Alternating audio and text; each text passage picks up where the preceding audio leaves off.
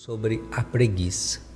E pasmem, talvez alguém até esteja rindo aí, pá, nem sabia que a preguiça era pecado. Sim, é pecado. E mais do que pecado, talvez alguém pense, se é que é pecado, deve ser um pecado inofensivo. Cuidado com as coisas aparentemente inofensivas, porque são justamente elas que muitas vezes podem mais estar travando a sua vida espiritual. Vamos entender o que é esse pecado capital da preguiça. Não confunda preguiça com procrastinação. Procrastinação é aquele que enrola e aí quando não tem mais jeito acaba fazendo. Já o preguiçoso, ele enrola e não faz. Ele não acaba fazendo, é pior. Então a preguiça é pior que a procrastinação. E preguiça está ligado, claro, a um patrimônio espiritual que tem um sentido católico. Procrastinação é uma outra linguagem do mundo moderno que não tem a ver com a nossa reflexão aqui. A preguiça é um dos principais obstáculos para despertar a alma na direção a Deus. Perceba, a preguiça é um dos principais obstáculos para despertar a alma na direção a Deus. Ela se manifesta por três vias, três formas, nós poderíamos dizer assim, de preguiça. Primeira preguiça é a preguiça que busca o conforto. A preguiça que busca o conforto. É aquela famosa preguiça do Netflix, aquela famosa preguiça do final de semana vou me jogar no sofá, sem fazer nada, só na pipoca, nos chips, no chocolate quente, no refrigerante, assistindo as minhas séries. É a maratona de séries preferidas. Esquece que eu existo. É essa preguiça da busca do conforto, o mínimo esforço, que nos faz querer permanecer paradões, estáticos, sempre no mesmo lugar, sem se dar ao trabalho de nada. Então essa é a preguiça mais comum, vamos dizer assim, não é? E esse mundo das facilidades, esse mundo do bem-estar, do conforto, empurra as pessoas para esse tipo de preguiça.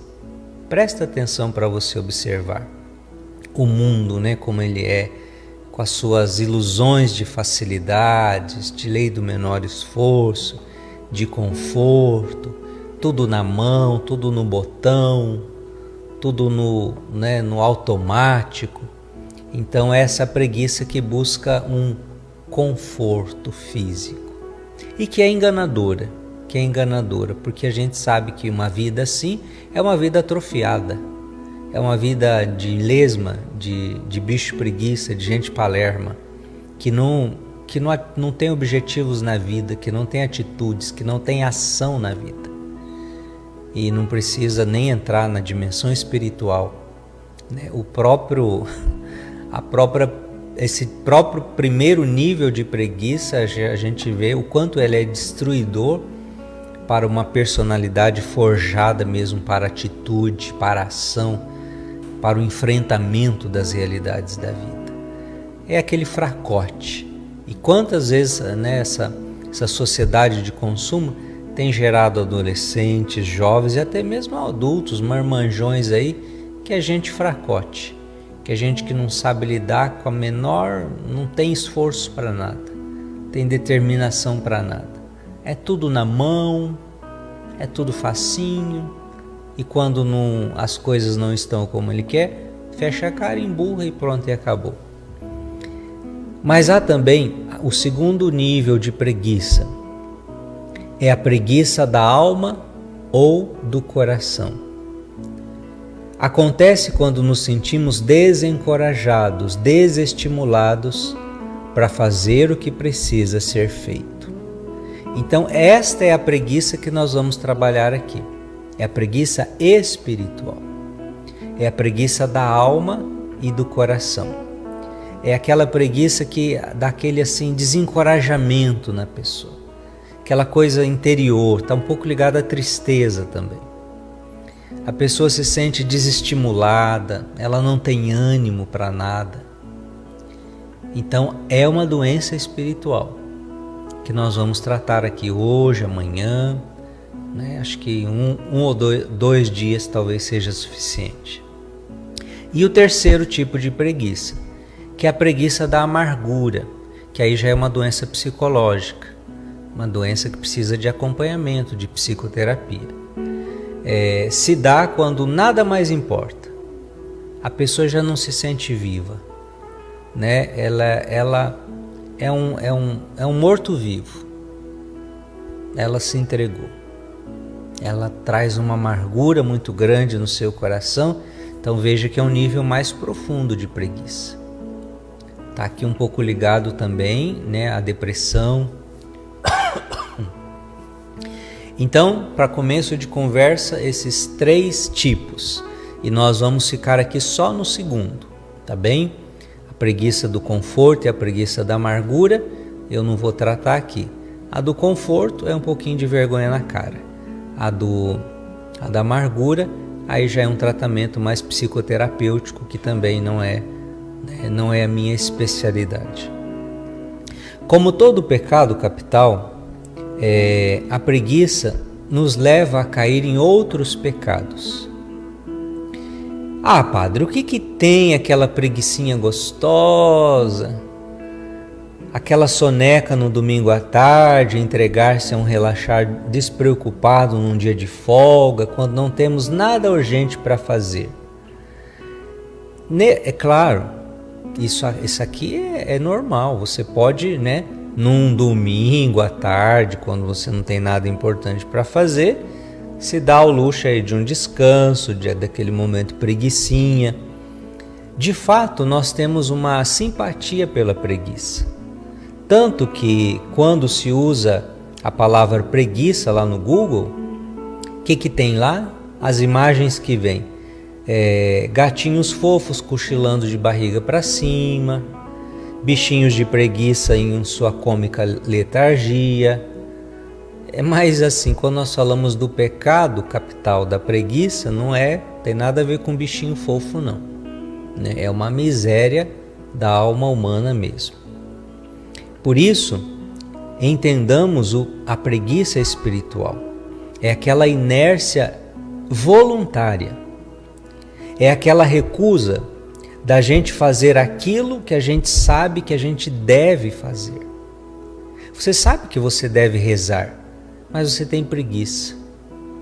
Você sabe que você tem aquele compromisso do terço diário, mas te bate aquela preguiça. Ai, e se hoje eu pulasse, hein?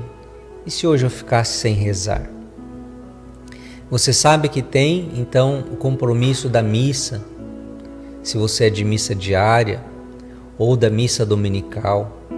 E aí vem, né, sempre aquelas desculpinhas, aquela tentação. E se hoje eu faltasse? Será que ia fazer muita diferença na minha vida? Será que ia me fazer falta? Filhos e filhas, a preguiça é uma grave enfermidade espiritual.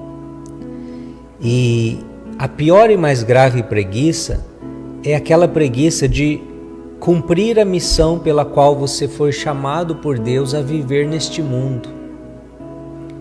Então assim, eu olho a palavra, eu sei o certo, eu já tenho essa clareza.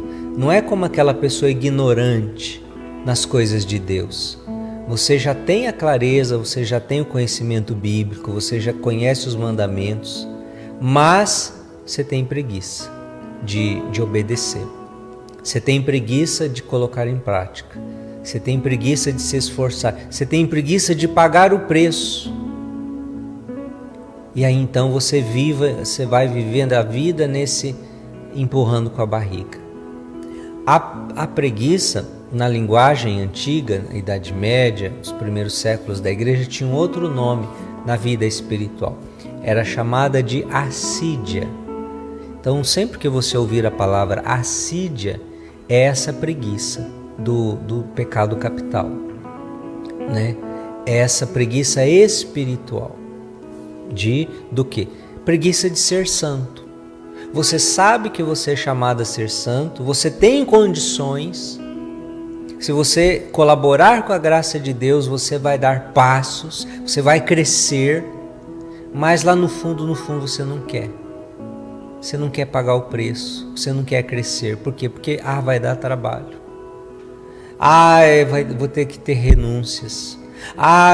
Vou ter que abrir mão de coisas que eu gosto. E aí você se trava nessa preguiça espiritual. É a assídia. Você foi chamado por Deus a vencer o mundo, a se realizar em Deus. Você foi chamado ao amor a Deus e ao próximo.